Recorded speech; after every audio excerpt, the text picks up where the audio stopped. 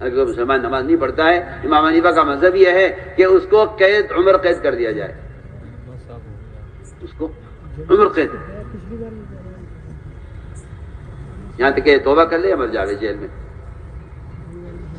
یہ توبہ کر لے نماز چھوڑنے سے یا مر جائے جیل میں۔ دوسرا امام کہتے ہیں اس کو قتل کر دیا جائے۔ اصرار دین پر وہ تو مسلمان ہی کے لیے ہے، کافر کے لیے کافر پر کوئی زبردستی نہیں ہے۔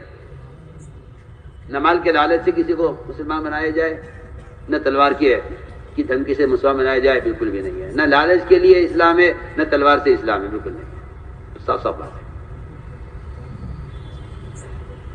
اس تصور نے یہ خیال پیدا کر دیا ہے کہ اسلام اپنی قوت سے لوگوں کو مسلمان کرتا ہے، ایسا کہیں نہیں ہے، صاف صاف بات ہے۔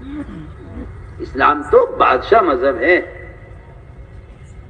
من شاء فلیکفر، اسلام تو بادشاہ مذہب ہے۔ انسان کو اسلام کی ضرورت ہے، اسلام کو مسلمان کی بھی ضرورت نہیں ہے، وہ اللہ کی ذات کی طرح مستغنی ہے۔ اس لیے میں نے درمیان میں عرض کر دیا کہ لا اکراہ فی الدین، کہ دین میں زبردستی نہیں ہے، یہ آیت کافر کے لیے ہے، ورنہ مومن کو تو حق پر آمادہ کیا جاتا رہے گا، وَلَا تَعْتِرَنَّ وَلَا اطرا، کہ مومن کو تو صحیح بات پر آمادہ کرتے رہو کرتے رہو کرتے رہو کرتے رہو۔ جی ہاں، دعوت ایک فریضہ ہے۔ تو میں نے عرض کیا کہ میں بہت آپ سے ضرور عبادت کروں گا کہ اللہ تعالیٰ عبادت کرنے والوں کا امتحان لینے کے لیے ان پر ایسا حکم لاتے ہیں جو ان کی حیثیت کے خلاف ہوتا ہے۔ میں اس کی مثال عرض کر رہا تھا، ملائکہ کا سب سے پہلا امتحان ہوا، اللہ کی عبادت میں، کوئی رکوع میں ہے، کوئی قیام میں ہے، کوئی سجدے میں ہے، کوئی قاعدے میں ہے، آسمان اپنی ساری قوت، طاقت اور موٹائی کے باوجود فرشتوں کی کثرت اور ان کے بوجھ سے چرچراتا ہے۔ جس طرح چارپائی پہ آپ بیٹھے تو چارپائی پہ وزن رکھنے سے چارپائی کے اندر سے آواز آتی ہے، اس طرح آسمان میں آواز ہوتی ہے، حدیث ہے۔ سب عبادت میں تھے، اللہ تعالیٰ نے امتحان لیا کہ اگر ہم اب تک یہ ہمیں سجدہ کرتے رہے، ہماری بات کرتے رہے، اگر ہم انہیں حکم دیں کہ آدم کو سجدہ کرو، سوچیے آپ، اچھا حکم آ گیا آدم کو سجدہ کرو، ہم نے کہا فرشتوں سے آدم کو سجدہ کرو، تو تمام ملائکہ نے سجدہ کیا سوائے ابلیس کے۔ جی ہاں، کیونکہ یہ حکم حیثیت کے خلاف آ گیا، سب نے اپنی حیثیت کو مٹا دیا اللہ کے امر پر، اور نائے کو ادنا کو سجدہ کر لیا۔ ابلیس نے کہا کہ میں سجدہ نہیں کروں گا کیونکہ میں پرانا ہوں، میں اعلیٰ ہوں، میں یہ ادنا ہے، میں پرانا ہوں، یہ نائے ہیں۔ جی ہاں، تو اتنا نہیں ہوا کہ اگر تم کو سجدہ نہیں کرتے تو چلو نہ کرو، مجھے تو کرتے رہو، کہ نہیں، اگر تم حال کے امر کو ضائع کر دیتے ہو تکبر کی وجہ سے، تو ہم تم سے اپنی عبادت کی بھی توفیق چھین لیتے ہیں۔ سوچیے آپ، ابلیس اللہ کو سجدہ کرنے سے محروم ہو گیا، وجہ کیا ہوئی؟ یہ بات جاننی چاہیے کہ اصل وجہ کیا ہے، کہ اندر دو وجہ ہیں انکار کی، ایک حسد، ایک کبر، تکبر اور حسد، یہ دو چیزیں اندر وجہ ہیں اللہ کے امر کے پورا نہ کرنے کی وجہ یہ بنی۔ حضرت نے لکھا ہے کہ ابلیس نے جو انکار کیا ہے وہ اپنی عقل سے انکار کیا ہے۔ شروع میں نے کہا تھا کہ جہاں عقل آئے گی شریعت کے مقابلے میں، وہاں عقل شریعت کا انکار کروائے گی، وہاں عقل حکم کا انکار کروائے گی۔ حضرت میں لکھا ہے کہ ابلیس نے جو انکار کیا ہے سجدے سے، وہ اپنی عقل کی وجہ سے انکار کیا ہے کہ انا خیر من، عقل کی بات ہے کہ جی میں ان سے بہتر ہوں، میں سجدہ نہیں کروں گا۔ تو میں نے عرض کیا کہ یہ ایک امتحان تھا، اس امتحان میں ابلیس اپنی حیثیت میں رہ گیا، انا خیر ہوں کہ میں ان سے بہتر ہوں، میں پرانا ہوں یا نئے ہیں، میں اعلیٰ ہوں یا ادنا ہے، میں آگ سے ہوں یا مٹی سے ہیں، میری صفت نور کی ہے، روشنی کی ہے، ان کی صفت جو ہے وہ سیاہی کی ہے اور مٹی کی ہے، میرے ان کے کیا جوڑے کہ آپ مجھے ان کی مان کر اور ان کے سامنے جھکنے کا حکم دیں، اور لوگ یہ نہ سمجھیں کہ بھئی یہ تو بڑا امر تھا اللہ تعالیٰ کا، باقی رہی سنتیں کھانے کی پینے کی، یہ تو کوئی ایسا اہم مسئلہ نہیں ہے، جیسے اس زمانے میں جاہلوں نے یہ مزاج بنایا ہے مسلمانوں کا عمومی طور پر کہ جو اہمیت فرائض کی ہے وہ سنتوں کی نہیں ہے، اس لیے اگر کوئی آدمی کوئی لباس کھانا پینا خلاف سنت کر رہا ہو تو اس پر کوئی سختی نہیں کرنی چاہیے، کیونکہ یہ کوئی ایسا اہم مسئلہ نہیں ہے۔ سوچیے آپ، جو آدمی معاشرے کے دین کو چھوڑ رہا ہے وہ اپنے ایمان کے ایک حصے کو ضائع کر رہا ہے۔ آپ یہ خیال نہ کیجیے گا کہ ابلیس اس لیے محروم ہو گیا کہ اس نے اللہ کے حکم کا انکار کر دیا۔ ایک شخص نے بائیں ہاتھ سے لقمہ لیا، آپ سے حضرت نے فرمایا کہ دائیں ہاتھ سے کھاؤ، میں آپ کی مثال دے رہا ہوں، ایک شخص نے بائیں ہاتھ سے لقمہ لیا، میں دائیں ہاتھ سے کھاؤ، اس نے آپ کو خاموش کرنے کے لیے ایک جھوٹا عذر پیش کر دیا کہ جی میرا دائیں ہاتھ اٹھتا نہیں ہے، میں اس لیے بائیں کھا رہا ہوں۔ آپ کو معلوم تھا کہ یہ جھوٹ بول رہا ہے، آپ نے بد دعا دی، فرمایا اللہ کرے تیرا یہ ہاتھ کبھی نہ اٹھے۔ سوچیے آپ، وہاں ابلیس کی کمر اللہ کو سجدہ کرنے سے مفلوج ہو گئی ہے، یہاں اس کا ہاتھ مفلوج ہو گیا اپنے منہ کی طرف اٹھنے سے۔ آپ اسے اندازہ کر لیجئے، وہاں بھی کبر کا لفظ ہے شیطان کے ساتھ، یہاں بھی کبر کا لفظ ہے، جی ہاں یہاں بھی کبر کا لفظ ہے، اس روایت کے اندر ہے کہ اس نے تکبر کی ما منعہ الا الکبر، روایت کے الفاظ ہیں کہ اس کو جو لقمہ دائیں ہاتھ سے لینے سے روکا ہے تکبر نے روکا ہے۔ میں کہتا ہوں آپ سے، صبح شام ہمارے ساتھ یہ معاملہ پیش آتا ہے، صبح شام پیش آتا ہے، ہم سوچتے ہیں کہ کیوں ہم سے عمل کی توفیق طلب ہو رہی ہے، لوگ شکایتیں کرتے ہیں آگے کہ جی میں تہجد پڑھتا تھا اب توفیق نہیں ہوتی، نماز کا بڑا پابند تھا اب توفیق نہیں ہوتی۔ مجھے ڈر لگتا ہے کہ شاید مسلمان کسی سنت کے انکار کی وجہ سے فرائض سے محروم ہو رہا ہے۔ سوچیے، حالانکہ بائیں ہاتھ سے کھانا کھانا حرام نہیں ہے، دائیں ہاتھ سے کھانا فرض نہیں ہے۔ اس نے اتنا کہہ دیا جی میرا دائیں ہاتھ اٹھتا نہیں ہے، یہ جھوٹ بولا اس نے، روایت میں ما منعہ الا الکبر، تکبر کے اس نے انکار کیا۔ میں نے مثال پیش کی ہے، اور میرے ان واقعات کے مقصد کے بیان کرنے کا مقصد ہے حال کے امر کو پورا کرنا، بس یہ بنیادی بات ہے۔ حال کے امر کا پورا کرنا یہ ہے اصل اطاعت، اور یہی ساری عبادت کا خلاصہ یہی ہے، سارے دین کا خلاصہ یہی ہے، حال کے امر کا پورا کرنا۔ ابلیس نے حال کے امر کو ضائع کر دیا، پچھلی ساری عبادتیں ختم، پچھلی ساری عمل کی توفیق ختم، پچھلا سارا اجر ختم، سب کچھ ختم ہو گیا۔ وجہ ہے کہ میں جو بحث کر رہا تھا بہت بنیادی، کہ وہ اندر حسد ہے۔ جی ہاں، بہت سے مشرکین کو حسد نے آپ پر ایمان لانے سے روک دیا، ایمان نہیں لائیں گے حسد کی وجہ سے۔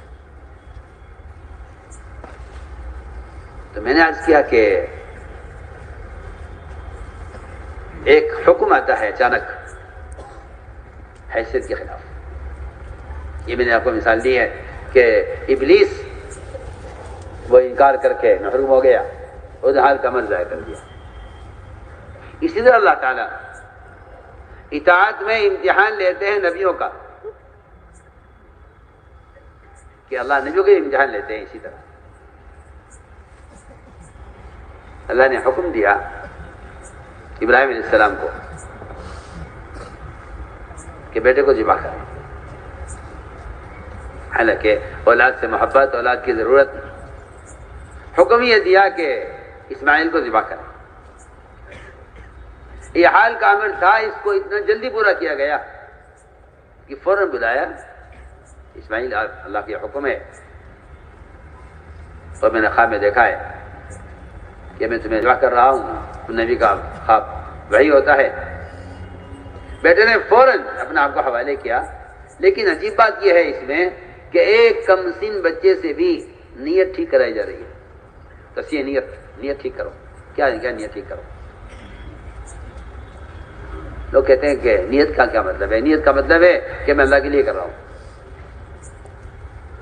حالانکہ نیت کا مطلب یہ ہے کہ آپ کسی عمل کے کرنے میں اللہ کے امر سے متاثر ہیں یا اللہ کے غیر کے امر سے متاثر ہیں۔ ابراہیم علیہ السلام نے نیت ٹھیک کرائی، بچے کی نیت ٹھیک کرائی۔ آپ نے فرمایا ابراہیم علیہ السلام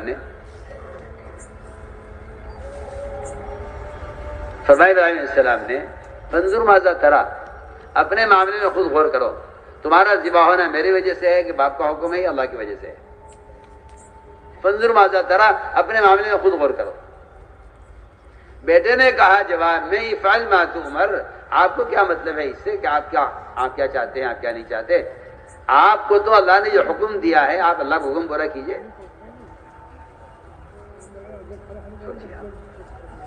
اولاد کو ذبح کرنے کا حکم، ہم دیکھنا چاہتے ہیں کہ تم میں اطاعت کتنی ہے۔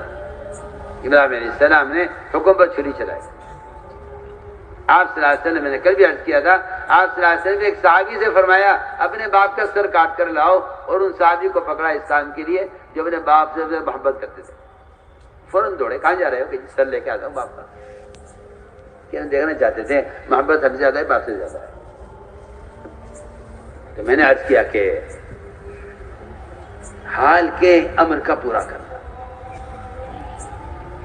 جذبہ ہوتا ہے اولاد کے ہونے کا، جذبہ ہے اولاد کے ہونے کا، لیکن وہاں حکم ہی آگے ذبح کرو۔ آپ صلی اللہ علیہ وسلم کا جب گزر ہوا سفر معراج میں ابراہیم علیہ السلام پر، تو وہ بہت سے بچوں کو لیے بیٹھے ہوئے تھے ایک بہت گھنے درخت کے سائے میں۔ کہ یہ بچے اتنے سارے اور یہ آدمی کون ہے؟ میں نے کہا کہ ابراہیم علیہ السلام ہیں۔ پوری دنیا میں جو بچہ بالغ ہونے سے پہلے مر جاتا ہے وہ ابراہیم علیہ السلام کو دے دیا جاتا ہے کہ تم نے ہمارے لیے ایک بچے کو قربان کیا تھا، وہ بھی قربان نہیں ہوا تھا، ہم نے ساری دنیا کے بچے تمہیں دے دیے، بتاؤ کتنے بچے چاہیے؟ اتنے سارے بچوں کو وہ لیے بیٹھے ہوئے ہیں وہاں ایک گھنے درخت کے نیچے، وہ انہیں کھلاتے ہیں پلاتے ہیں کھیلتے ہیں ان سے۔ تم نے ہمارے لیے ہم نے ایک کا حکم دیا تھا، اس کو بھی ہم نے ذبح نہیں ہونے دیا، لو بتاؤ کتنے بچے چاہیے؟ دنیا میں جو بچہ مر جاتا ہے بالغ ہونے سے پہلے وہ ابراہیم علیہ السلام کو دے دیا جاتا ہے۔ میں نے عرض کیا کہ سوال صرف امتحان اس کا ہے کہ ہم جو حکم دے رہے ہیں تم پورا کرتے ہو یا ٹالتے ہو۔ اگر ٹال دو تو تم نافرمان اور محروم ہو، اور اگر حکم پورا کر دو تو تم فرما بردار اور مقبول ہو۔ چنانچہ انبیاء کا امتحان اس طرح بھی ہوا ہے۔ حضور اکرم صلی اللہ علیہ وسلم، اس لیے کہ آدمی کے دل میں اچھا جذبہ ہوتا ہے۔ ابراہیم السلام کو جذبہ تھا اولاد کے ہونے کا دین کی حفاظت کے لیے، زکریا السلام کو اولاد کے ہونے کا جذبہ تھا دین کی حفاظت کے لیے۔ اللہ تعالیٰ حکم لا کر دیکھتے ہیں کہ جو جذبہ ان کے اندر ہے یہ اس جذبے کو پورا کرتے ہیں یا حکم پورا کرتے ہیں، یہ امتحان ہے۔ چنانچہ حضور اکرم صلی اللہ علیہ وسلم اور آپ کے صحابہ بڑی تمنا کرتے تھے بیت اللہ کی زیارت کی، کہ کبھی موقع لگے بیت اللہ کی زیارت کرنے کا۔ اللہ نے موقع دیا، حدیبیہ کے موقع پر آپ صحابہ کو لے کر چلے۔ میری بات بہت توجہ چاہتی ہے، آپ صحابہ کو لے کر چلے عمرے کے لیے، مشرکین نے آپ کو عمرے سے روک دیا، آپ کو نہیں کرنے دیا۔ آپ نے خوشامد کی، درخواست کی کہ کیوں بیت اللہ سب کا ہے، آپ بھی کرو ہم بھی کریں، کہ نہیں ہم آپ کو نہیں کرنے دیں گے۔ بہت توجہ دینے کا سب واقعہ ہے یہ، اور اس میں اتنے اصول ہیں کہ بعض مرتبہ آدمی اپنے جذبے میں آ کر حکم کی خلاف ورزی کر جاتا ہے، اور اسے اپنی بات کے اپنے کام کے کرنے کا اتنا تقاضا ہوتا ہے کہ اس میں وہ نافرمانی کی حد کو پہنچ جاتا ہے۔ میں بہت اہم بات عرض کر رہا ہوں، اور یہ واقعہ ایسا ہے حدیبیہ کا کہ اس میں بہت سے اصول ہمیں ملیں گے۔ آپ صلی اللہ علیہ وسلم نے کہا کفار سے، انہوں نے کہا کہ نہیں، آپ واپس جائیے، اور تحریر لکھی ہے، تحریر لکھی گئی، اس میں یہ لکھا گیا کہ آپ سال واپس جائیں، اگلے سال آئیں، ہتھیار کے بغیر آئیں، 3 دن تک قیام نہیں ہو سکتا۔ یہ بھی لکھوایا کہ ہمارا آج آپ کے پاس آئے گا تو آپ کو واپس کرنا پڑے گا، آپ کا ہمارے پاس آئے گا تو ہم واپس نہیں کریں گے، یہ بھی لکھو۔ سارا لکھا جا چکا، تو آپ ہی لکھا اس میں کہ یہ عہد نامہ ہے اللہ کے رسول۔ جب رسول کا لفظ آیا، حالانکہ لکھا جا چکا تھا عہد نامہ، اتنے میں سامنے سے سہیل آئے۔ بہت عجیب بات ہے، آپ نے فرمایا سہیل کی آمد پر کہ اب معاملہ آسان ہو گیا۔ آپ نے سہیل کے نام سے فعل لی، سہیل کا مطلب سہل، سہل کا مطلب آسانی، فرمایا کہ معاملہ آسان ہو گیا۔ حالانکہ صحابہ کا نہیں گیا دھیان اس طرف کہ معاملہ کیا آسان ہو گیا۔ صحابہ یہ سمجھے ہوں گے کہ سہیل آ گئے ہیں، اب ہمیں عمرے کی اجازت مل جائے گی۔ حالانکہ سہیل نے آ کر جو سخت بات کی ہے، اور انہوں نے تو صرف کچھ مطالبات کیے تھے، سہیل نے کہا کہ جو رسول لفظ لکھا ہے آپ نے اسے کاٹیے، ہم آپ کو رسول نہیں مانتے۔ سوچیے، اب اس نے معاملہ اور سخت کر دیا۔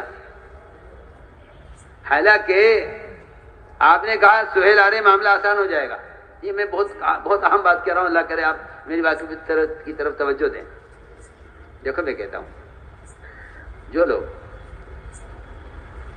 خود دین پر قائم رہتے ہوئے باطل کی طرف سے آنے والی اذیتوں کو برداشت کر لیتے ہیں،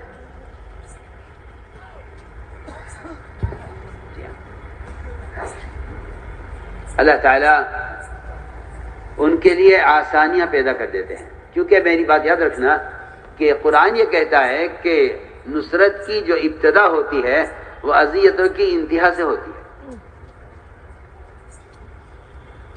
نصرت کی ابتدا اذیت کی انتہا سے، جہاں اذیتوں کی انتہا ہو جائے گی، مگر اس شرط کے ساتھ کہ آپ صبر کریں تقوی کے ساتھ۔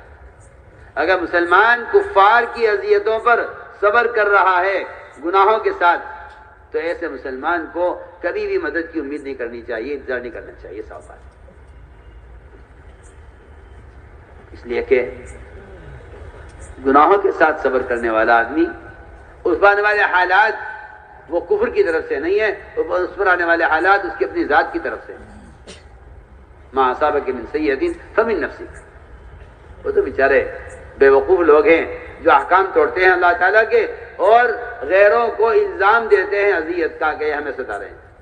حالانکہ اللہ تعالیٰ کا دستور رہا ہے ہمیشہ کہ اللہ تعالیٰ نہ ماننے والوں پر کافروں کو مسلط کر دیتے ہیں۔ سنیے آپ غور سے بات، ہم بہت بنیادی بات کر رہے ہیں۔ تو جہاں مومن کی اذیت کی انتہا ہوتی ہے، وہاں سے مدد کی ابتدا ہوتی ہے۔ وَلَقَدْ كُذِّبَتْ رُسُلٌ مِّن قَبْلِكَ فَصَبَرُوا عَلَىٰ مَا كُذِّبُوا وَأُوذُوا حَتَّىٰ أَتَاهُمْ نَصْرُنَا، کہ جب اذیت انتہا کو پہنچ جاتی ہے تو اللہ کی طرف سے مدد کا فیصلہ ہو جاتا ہے۔ تو آپ نے مایا کہ سہیل آ رہے ہیں، معاملہ آسان ہو جائے گا۔ انہوں نے کہا کہ یہ رسول کا لفظ کاٹی، آپ کو رسول نہیں مانتے۔ بظاہر معلوم ہوتا ہے کہ معاملہ آسان ہوگا، لیکن بظاہر مشکل ہوا، اور مشکل کیا انہوں نے، آپ نے مایا کہ اب آسانی ہو جائے گی۔ آسانی کا مطلب یہ نہیں ہے کہ ہمیں عمرے کا موقع مل جائے گا۔ اب یہ اپنی اذیتیں پہنچانے میں اپنی حد کو پہنچ جائیں، کر لیں جو کرنا ہے، کر لیں جو کرنا ہے۔ اللہ تعالیٰ کی طرف سے مدد کے آنے کا انتظار ہے ایمان والوں کو۔ چنانچہ صاحب نے کہا جی ہم تو رسول کا لفظ کاٹ نہیں سکتے، میں لاؤ مجھے دو، میں کاٹ دیتا ہوں۔ آپ نے اپنے ہاتھ میں لیا، اسے رسول کو کاٹ دیا۔ لیکن آپ کے ماننے تھوڑی ہے رسول تو رسول ہونے کی وجہ سے رسول ہیں، آپ کے ماننے کی وجہ سے کوئی رسول نہیں ہے۔ رسول تو رسول ہیں، آپ کے ماننے پر تو رسالت موقوف نہیں ہے۔ چنانچہ آپ نے لفظ کاٹ دیا، ٹھیک ہے کہہ رہے کاٹ دو، کوئی نہیں کاٹ۔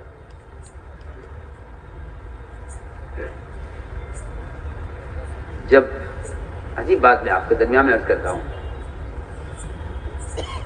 کہ تو میرے کو غصہ آ گیا سہیل پر کہ سہیل نے یہ رسول کا لفظ کٹوایا ہے، اور میں اسے سہیل کو میں نے فیصلہ کر لیا ہے کہ ہم اس کے سہیل کے سامنے کے سارے دانت توڑنے، اوپر کے بھی نیچے کے بھی، تاکہ کبھی بول نہ سکے، اس کی زبان سے کبھی حرف صاف نہ نکلے، اور یہ اس کے زبان کی آواز، اس کی بات کوئی نہ سمجھ سکے۔ مجھے اس کے دانت توڑنے ہیں، اس نے کیسے کہہ دیا اللہ کے رسول کا لفظ کاٹو؟ مجھے کے دانت توڑنے ہیں، یہ تم نے طے کر لیا، جب بھی مجھے قابو مل گیا اس پر، کہیں بھی یہ مجھے تنہائی مل گیا، میں اس کے دانت توڑوں گا۔ اللہ کی شان، سہیل بدر میں قید ہو کر آئے تو تمہارے نے آج مجھے موقع مل گیا ہے، میں اس دن کا بدلہ آج اس سے لوں گا کہ اس نے اللہ کے رسول کا لفظ کو کٹوایا تھا، میری آج قسم پوری ہوگی اس کے دانت توڑنے کی۔ لوگوں نے آقا عاصم سے کہا کہ اصل عمر نے یہ فیصلہ کیا ہوا ہے کہ اس کے دانت توڑے گا۔ میں تو بلایا عمر یہاں آؤ، اس کی دانت مت توڑنا۔ کیوں یا رسول اللہ، اس نے تو آپ کے بارے میں یہ کہا ہے، اس نے یہ کروایا ہے، میں تو کب سے تمنا لیے بیٹھا ہوں دل میں، آج یہ قید ہو کے آیا ہے بدر کے قیدیوں میں، مجھے اس کے دانت توڑنے ہیں۔ میں آپ سے بہت کام کی بات کہہ رہا ہوں۔ داعی کی نظر جو ہوتی ہے وہ نتیجے پر ہوتی ہے۔ اب میں کہ عمر اس کے دانت مت توڑنا، کیونکہ تم نے دانت توڑ دیے اس کے تو یہ صاف نہیں بول سکے گا، اور صاف نہیں بول سکے گا تو پھر اللہ اس سے کام کیسے لیں گے؟ اللہ تعالیٰ سہیل سے ایک بیان دلوائیں گے میری وفات کے بعد، اور اس کا بیان ایسا ہوگا کہ وہ مسلمانوں کو مرتد ہونے سے بچا لے گا۔